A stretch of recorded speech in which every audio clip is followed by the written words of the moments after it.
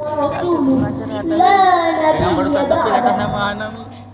عن أم المؤمنين عن أم العبد الله عائشة رضي الله عنه قالت قال رسول الله صلى الله عليه وسلم من أحدث في أمرنا هذا ما ليس فهو رد.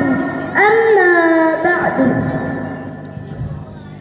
tiada kata yang elok berintan permata selain kata memuja dan memuji Allah Subhanahu wa Ta'ala, yang mana oleh Allah yang telah memberikan kita kesempatan sehingga kita dapat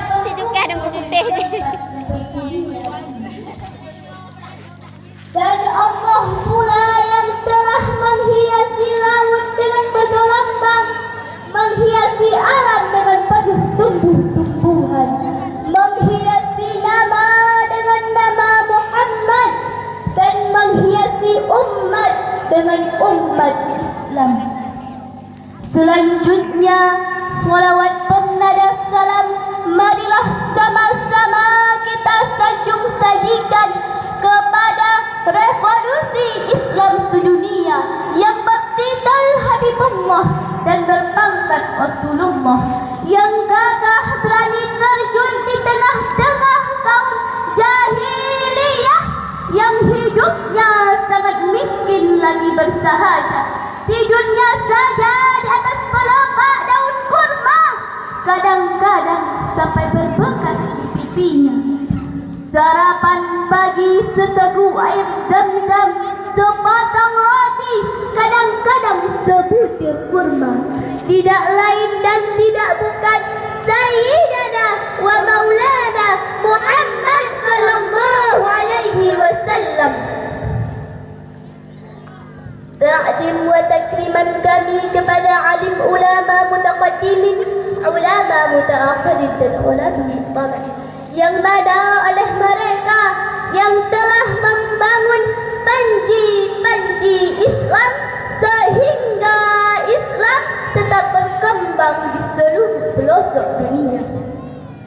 Penghormatan kami kepada Dewan Guru yang mana oleh beliau yang telah mengajari kami dari waw bermakna dan hingga summa yang bermakna kemudian, dan kepada Dewan Hakim yang insya Allah sebentar lagi akan menghakimi kami dengan seadil-adilnya, dan kepada hadirin wal hadirat yang telah datang pada malam yang berbahagia ini, dan tak lupa pula kepada Tunku Protokol yang mana oleh beliau yang telah memanggil nama baik kami untuk berdiri sejenak di atas panggung yang sederhana ini.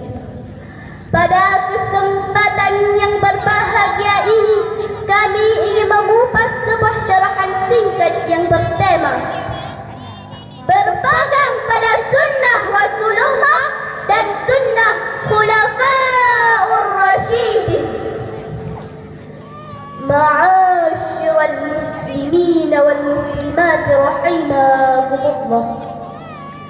Seperti firman Allah Subhanahu wa Ta'ala yang akan dilantunkan oleh qari'ah kami berikutnya.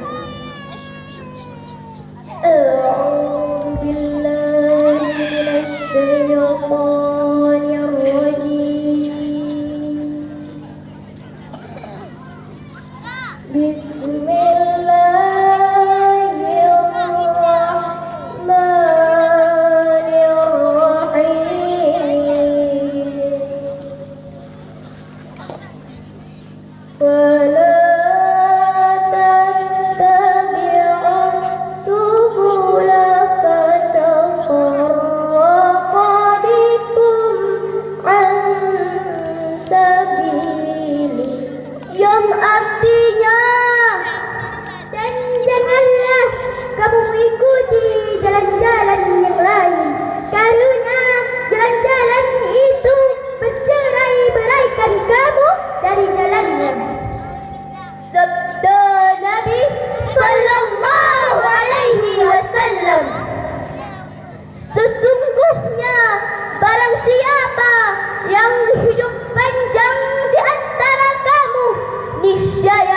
ia akan melihat perbedaan yang banyak. Inilah salah satu mukjizat Nabi besar Muhammad sallallahu alaihi wasallam. Beliau telah mengetahui perkara-perkara yang akan terjadi sampai ahli surga dan neraka ke tempat mereka masing-masing. Sabda Nabi sallallahu alaihi wasallam, hendaklah berpegang pada sunnahku dan sunnah khulafaur rasyidin. Maksudnya, tetaplah berpegang pada jalan Rasulullah sallallahu alaihi wasallam, yaitu ketentuan-ketentuan baik mengenai akidah maupun kewajiban dan sunnah, dan harus berpegang pada sunnah khulafaur rasyidin yang telah diberi hidayah oleh Allah Subhanahu wa taala setelah Nabi besar Muhammad sallallahu alaihi wasallam wafat. Para pendengar yang dirahmati Allah, Khulafaur Rasyidin adalah Abu Bakar, Umar, Utsman dan Ali radhiyallahu anhum. Dari sinilah sebagian para ulama berkata, dahulukan perkara-perkara yang telah disepakati oleh empat sahabat ini, kemudian perkara-perkara yang disepakati oleh Abu Bakar, lalu Umar. Hal ini terjadi saat orang-orang sedang bertaklid secara murni, yaitu pada zaman yang dekat dengan zaman para sahabat. Adapun pada zaman sekarang, zaman kita, sebagian para imam berkata tidak boleh bertaklid selain imam yang empat, yaitu Imam Syafi'i, Imam Maliki, Imam Hanafi dan Imam Ahmad Hanbali. Sabda Nabi sallallahu alaihi wasallam, peganglah hal tersebut sekuat-kuatnya.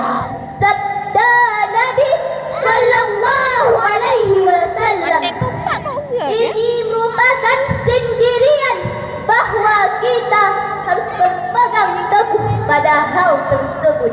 Sabda Nabi sallallahu alaihi wasallam, jauhilah perkara-perkara yang baru. Maksudnya, jauhlah dan takutilah perkara-perkara yang baru dalam hal agama dan mengikuti selain khulafaur rasyidin, karena itu adalah bid'ah. Segala bid'ah adalah sesat. Para pendengar yang dirindukan surga, teman-teman, kalian tahu tidak apa yang dimaksudkan dengan bid'ah? Tidak. Bid'ah menurut